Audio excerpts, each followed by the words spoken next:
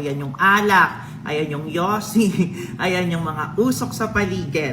O, di ba? Nahihirapan ang katawan natin.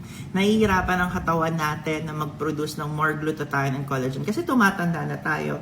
So, taking food supplements such as pink white is very important. Meron tayong pink white made with glutathione and collagen. Ihahalo natin siya. Open natin. Tapos, ayun. Ay, matatapon. Nako, natapon na, be. Ayan siya. Oh. 'Di ba? Meron pa, maraming laman 'yan, be. Oh. Oh. Isang halo lang, be. Oh. Pak, kita nyo?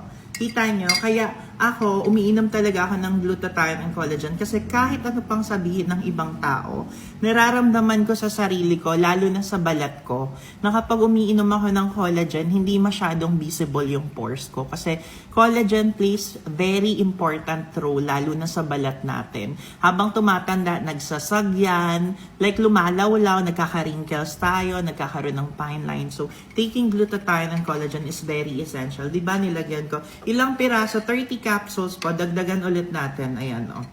Ayan, oh. Dinagdagan ko. Nawawala siya, be, kasi nandyan pa rin yung glutathione. So, ayan. Naubos na po yung ano ko, betadine.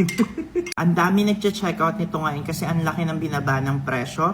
30 capsules marireceive mo. May glutathione na siya, collagen, alpha-lipoic acid, and vitamin C.